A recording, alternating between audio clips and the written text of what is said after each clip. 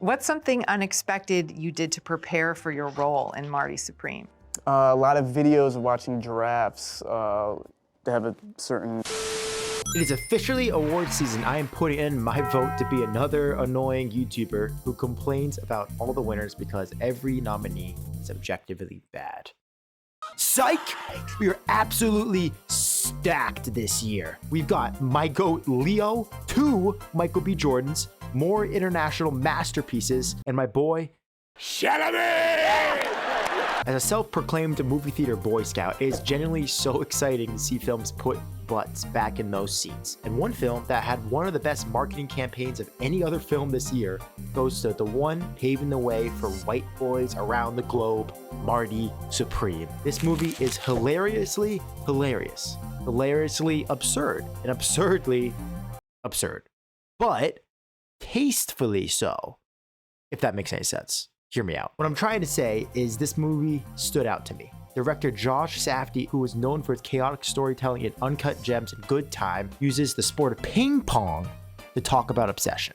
This is immediately appetizing. It is a period piece set in the 1950s when the sport was nowhere near as mainstream as it is today. Instead of overwhelming us just to overwhelm us, all of the events that topple Marty's life end over end seem true to his character. Nothing in this film ever seems out of place, and Safdie's patented handheld extreme close-up is the perfect cinematic style to tell this cautionary tale. It is basically if Whiplash, Uncut Gems, and Catch Me If You Can had a baby, all at the same time. So this then begs the question, does it deserve more awards?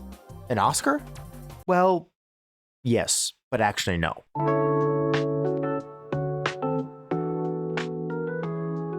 In recent Hollywood news, the directing duo of the Safdie brothers, Benny and Josh, split up, both with aspirations to make their own films without the other. And in 2025, Benny released The Smashing Machine, and I thought, maybe their powers are stronger together. There are a lot of big puzzle pieces of their famed style, but not a full canvas. Maybe Josh's upcoming film about ping pong will also feel like it is missing pieces that Benny is usually good at. Wow, was I wrong. All the talent went to this man right here. Thank you, Josh. We do not need Drake. This movie grips you from the very beginning and refuses to let you breathe or even think about what you just saw. The better Safdie brothers back with cinematographer Darius Konji, who worked with Safdie in Uncut Gems. They apply their specialty of stressing their audience the out with a lot of extreme close-ups, but not even close to how many there were in Uncut Gems. You having a good time? Yes. And I think that's a good thing. Josh Safdie seems to have mastered where and when to use his signature stress outs. In Uncut Gems, there are so many arguments and so many ridiculous things that happen that sometimes you can get sick of it. And you can't help but feel like a lot of the events that are happening in the film are just there just to give you anxiety. To me, that can be frustrating. You definitely feel like Howard's life is falling apart. However, too much doom can get old. I mean, for sake, this film has some of the most F-bombs ever, second to the one and only Wolf of Wall Street. I'm leaving. I'm fucking leaving! And don't get me wrong, Uncut Gems was groundbreaking. Don't come at me. I know it. I loved it. I am by no means hating on this fantastic film. My point is, comparing Uncut Gems to Marty Supreme, it's like watching your favorite role player in the NBA consistently drop multiple 40 to 50 point games. Every single chaotic element of Marty Supreme fits so true to who Marty Moser is. Every blow up, every up is reinforced so well because of how much time Josh Safdie puts into helping us understand who Marty is as a person. Safdie immediately shows us the way that Marty manipulates people for his own gain. And to be honest, his interactions with people had me laughing so hard in the theater.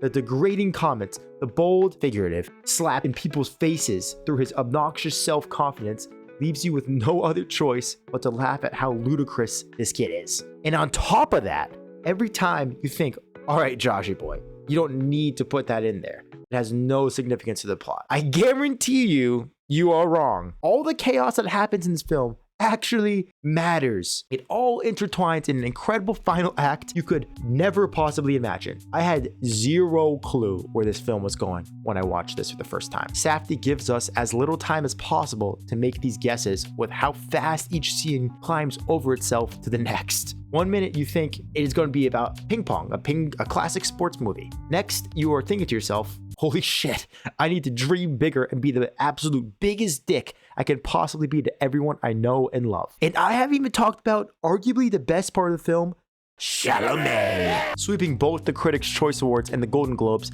Timothée Chalamet is putting his mark in the award season with his performance in Marty Supreme. The way he carries himself in this film with so much confidence speaks incredibly well to his character in Marty. You think it's that simple?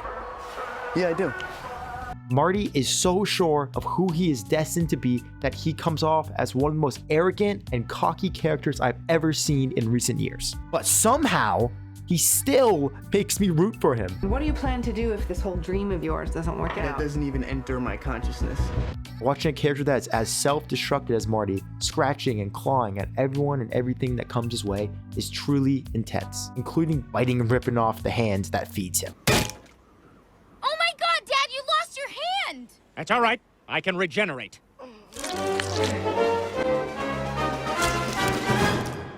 My name is Retep, and I am evil. This isn't even that far-fetched. Apparently, Mr. Wonderful was supposed to be a vampire.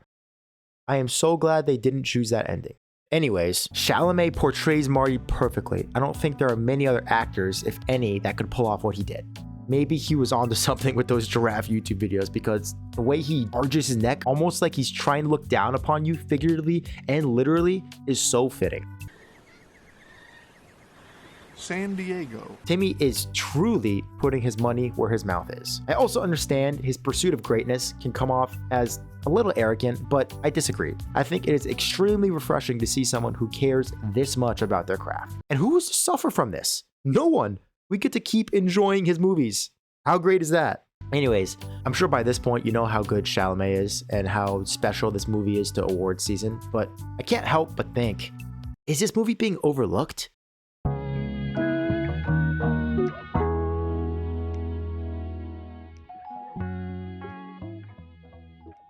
As of January 15th, Marty Supreme has officially surpassed one battle after another in total gross revenue at $72.3 million on a $65 million budget, solidifying themselves as one of the few rivals for Paul Thomas Anderson's new masterpiece. At the Critics' Choice Awards, one battle after another beat Marty Supreme for Best Picture and Best Director, also bringing home Best Adapted Screenplay, a category that Marty Supreme did not even qualify for. Marty Supreme and Timothée Chalamet took home the lone award for Best Actor at the Critics' Choice Awards. At the Golden Globes, one battle after another beat Marty Supreme in Best Motion Picture, Musical or Comedy. One battle also took home Best Supporting Actress, Best Director, and Best Screenplay.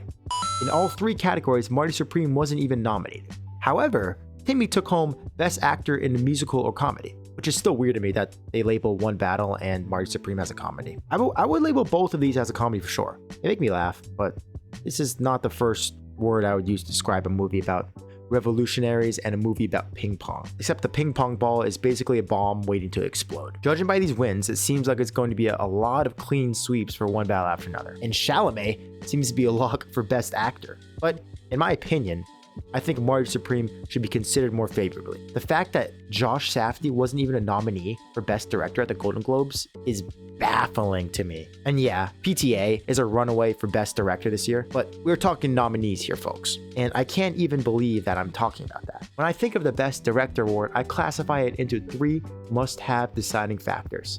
I think that the Best Director award is usually someone who has a distinct style on camera that people can identify, someone who does a great job at directing performances in actors, and someone who pulls off a project that would be extremely difficult for anyone else to do. Josh Safdie qualifies for all three of these. He has a distinct structure of story and cinematography that is easy to identify. His stories usually follow a troubled protagonist that is usually difficult to root for, but we do anyway because we have no other choice. He specializes in train wreck stories where anything that can go wrong goes wrong. And his signature shot is the extreme handheld close-up on people's faces, incubating anxiety and stress in his viewers. Check for prerequisite number one. Number two, Directing performances. What better cast to showcase your directing skills than the guy from Shark Tank, a hip-hop artist, and 2 internet celebrities? Or micro celebrities, I don't know, just one-hit wonders maybe, whatever. Apparently they're not one-hit wonders.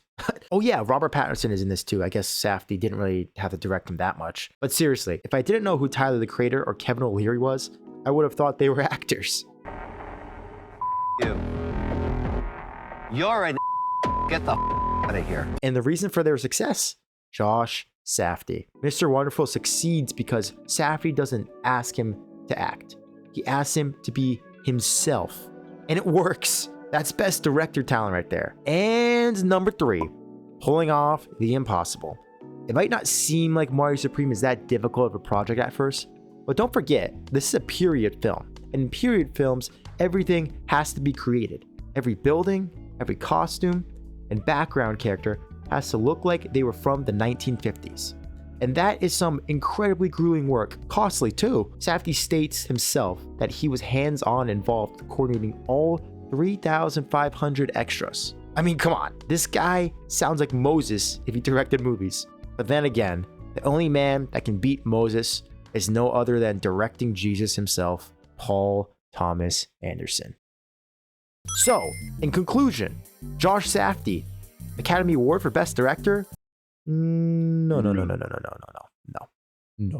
Nomination? For sure. As for the other awards, one battle after another is most likely going to sweep across multiple awards like Best Director, Best Screenplay, and dare I say Best Picture? For Marty Supreme, my prediction, drumroll please. Chalamet! Yeah, no one compares to his performance this year. I can't even think of a close second right now. Maybe DiCaprio or Wagner Moura in The Secret Agent, but I can't see those two winning with the way Timmy has swept the Critics' Choice and the Globes. Let me know what your thoughts are about Marty Supreme, one battle after another, and the other nominees for this year's awards season. Also, PSA, this video is being recorded the day before the Oscar nominees are being announced, so this is past Rex signing off, and future Rex will be back to complain in 3, 2, 1. I am actually kind of happy how the nominees turned out. This is a very weird feeling. I don't really know what to do with myself. Well, let me break it down for you, Mark. 9 Oscar nominations for Marty Supreme. Original screenplay, costume design, production design, film editing, cinematography, casting, obviously actor in leading a role, best picture, and finally, Best Director nomination for Josh Safdie. Let's go. Wow, I am so happy. I cannot believe that the Academy actually agrees with me for once. Well, actually, mostly agrees with me. Something else I totally forgot to mention, I'm glad the Oscars fixed, is Sinners. The Golden Globes absolutely trashed on them. They won Cinematic and Box Office Achievement and Best Original Score, which they chose to announce during commercial break. They chose to announce Amy Poehler's Best Podcast over Best Original Score. That was baffling to me. And yeah, I rated Marty Supreme higher than Sinners on Letterboxd, sue me. But I'm so glad that Sinners said, haha, Golden Globes, I'm going to get the most Oscar nominations of all time. Amazing work from the Academy. Will they win all those awards? Honestly, probably not. But hey, I'm not going to argue or debate anymore. The sun has shined upon me today. Hallelujah to the ultimate product of Hitler's defeat. Good night to the North Shore area. Psych! Special announcement time! I thought since we are on the subject, I'd like to announce my next tier list. So here it is. 3, 2, 1! Every Safdie brother movie ranked. I am already in production for this one.